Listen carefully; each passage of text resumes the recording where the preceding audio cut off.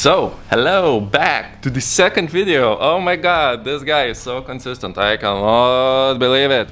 So, the principle of videos goes this: you should not tell, you should show.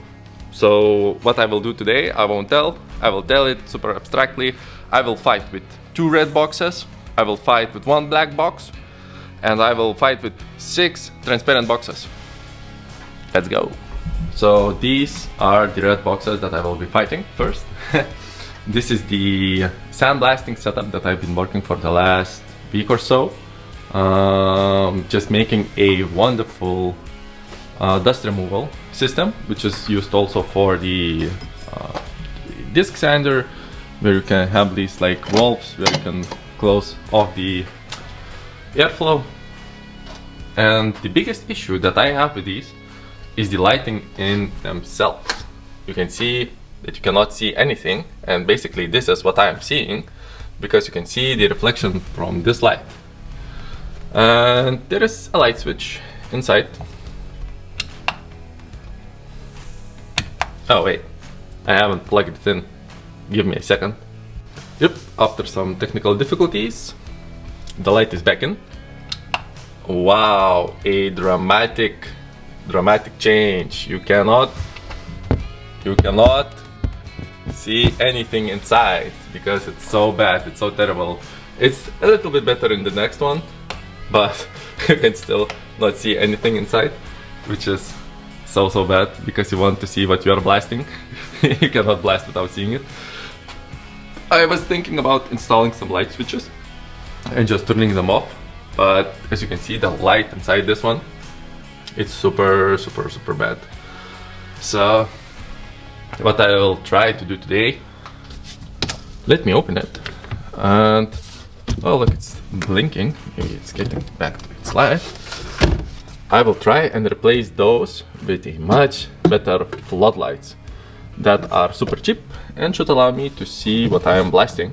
And in this cabinet I'm using glass bead media, which gives a super nice finish. So yeah, let's go and take those floodlights. I have bought these, super inexpensive, each costs like 5 or 6 euros.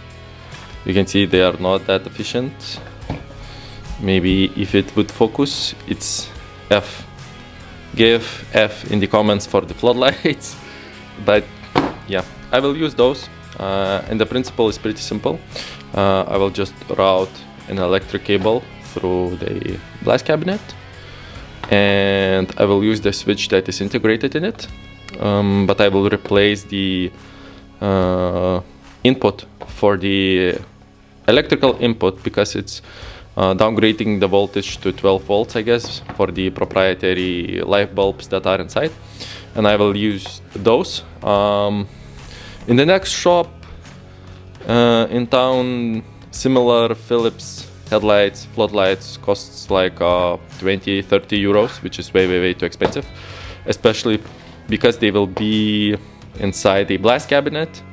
So I don't really care, they are like consumable. Everything inside the glass cabinet is consumable. So hopefully this will provide enough lighting inside, so it will be brighter inside than it's coming from the lights, so I won't get the reflections. So we'll see how that works out. First I will replace only in a single cabinet, and just to test it out, maybe these won't work, I will find them another use. So let's get going. I don't know, I might do a time-lapsey thing just to document the process, because I'm very sad because I have to dismantle this whole freaking beautiful thing that I built. But that will be pretty simple, just move those to the side to disconnect these parts, and I can turn the sandblasting cabinets. Oh, and another thing that I really want to do, and now it's the time to do it, I want to move these air pressure regulators to integrate them into these parts. So they are not in the connection part, but they are integrated into these sandblasting cabinets. So I have them on hand just as quickly to dial in the pressure, because changing the pressure of your sandblaster it's very convenient and gives you so much more control on the textures you are getting and the finishes. So let's go.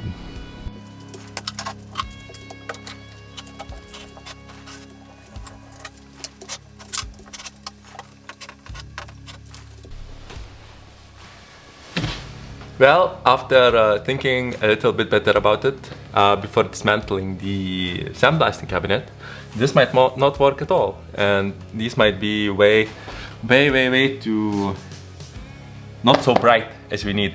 So I will do an easy thing, and I will mount just a socket plug to one of these, and we'll try and just plug it into the socket and close the cabinet and see how it performs.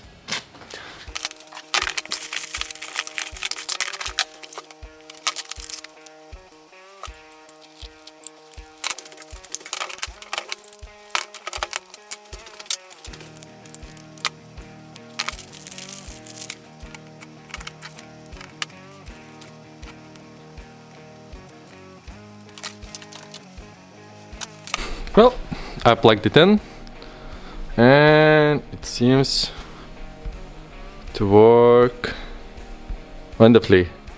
Just the camera refuses to focus, but I can move the light source inside, and yeah, it just doesn't focus, you know, but it looks great.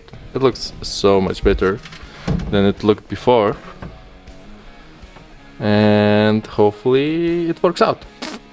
The idea is to mount it somewhere here, remove this all assembly, route the cable through here to there, and just go out here and put a socket on it, and that's about it. So yeah,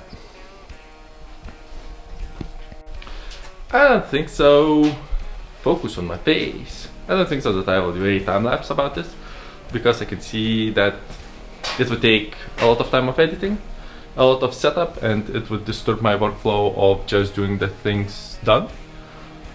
And it's pretty like simple, so I'll just go for it and do it and show you afterwards. You cannot blame me, it's the second video. It's all done, finally. I did the first one, and the change is insane. The before and after is very great. I'll turn you now around. So this is the before. Yes, the light is on. It is very hard to see, but the light is on. And this is the after, and you can clearly see. I will try and open it. This is how I routed the cable, and I used the old cable and a new plug. I also reused one of these holders to hold in place the lamp, which gives so much light. Looks so great. And I also moved the well, I got cut off because battery died on me. You can see it's pretty dark in this corner too. So I was just, oh, let me turn it back. I was telling that I put the regulator right here for convenience, so I can adjust the pressure as I am working, which would be pretty convenient. And I will do the same with this one. I will put the regulator right here and exchange this terrible lamp to something newer, which is the same as here. Currently it looks pretty nice, and I also changed this backing. As you can see, now it's very clear to see. But what I also did, I put on some masking tape. As you can see, there is, you cannot see, you can see from this side, there is some glue on this side, but it's not always very hermetical, and when you are blasting, some of the particulate or the blasting media gets inside, and it's very annoying to look through the glass, see the particles, and then see the visor, and then see your blasting work. So I just put on some masking tape, which works for me. as these are pretty commercial. Yeah, sponsor me. Keith, sponsor me. Give me the G10. This might not be needed for you, but in my case it's very easy to remove, and it prevents this just some leakage, and still you can pretty clearly see. So I'll upgrade this, and that should take, I don't know, I think about an hour and a half, but it's a very good quality of life improvement because I'm blasting a lot. And the last upgrade should be adding some pedals and maybe improving the blasting guns, but we'll see, as those are expensive, like 50 euros for one pedal. But if you are blasting a lot, like let's say 10 knives, your trigger fingers get very tired quickly, and the hand starts to cramp, especially if you are blasting like, I don't know, 1 hour, 2 hours. It gets old really, really quickly. So I'll do that, and then we'll go to the black box stuff next. Finally it's done. Again, now it took me like an hour. I've did it. Let me turn you around. What is that line? Oh, I think it's from the LED itself. Looks like a black spot, but it's from the LED lights. Yeah, so I skipped on the changing. Jesus Christ, much better. I changed out. I did not change this cover because it's good enough for my eyes, and I will change it when I need it. There was no need to make it brand spanking new, but both of these look exceptionally good. Moved both of the regulators here, so air supply is pretty easy to regulate, and yeah, it's ready for blasting. And now to take you for another journey. I think I won't show you the clear boxes that I told you in the beginning, because I need to get stuff done and it's taking way too much time. So the black box will be a box insert for this cleaver that I'm making. I have already made, and it is posted on my website,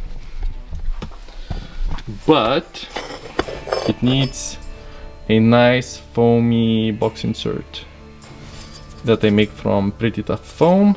And what I need to do is I will take a picture of it, import it into Fusion 360, make an outline, and then CNC it out of the foam, and hopefully it will fit just nicely. So just quickly to showcase what I've done, I've actually imported this image that I took. I calibrated it, and then I drew a sketch, created a sketch, created a body,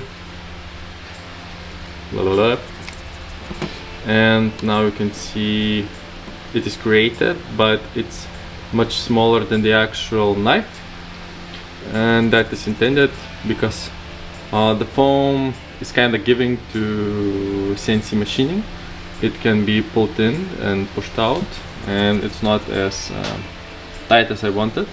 So I'm starting to a way smaller size, and I will just make it bigger and bigger until I get a tight fit that I want. And I'm starting with a too tight of a fit, so I will plop the material on the CNC and we'll start machining and see the results. Yep, it's done. It took me like, I don't know, 4 tries, 5 tries, just increasing the size, and it's now a pretty deep friction fit, as this is a heavy knife and this will very nicely fit into the box, and I added some finger holes.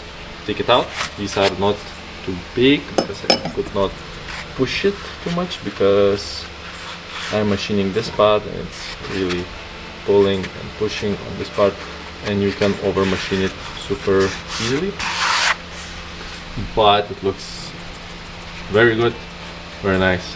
I'm very happy with it. So I guess this wraps up for today. I got some more work to do, but I don't know if there is a need to document it. What I will be doing, I will be finishing up one more order of my beautiful scalpels, Angus, and that needs to go out and maybe arrive before Christmas. And if you want one, you can buy it in balticblades.com. Maybe the link is down below. And I will be working on adjusting the laser cutting programs for cutting out blanks for Angus blades, which are here, the very first batch. I will adjust it a little bit to make it a less steel to machine for me and to work with. That also will be much easier in the future because I want to cut out a batch this week and get it through heat treatment. So yeah, I will do that off camera and see you some other time. Bye.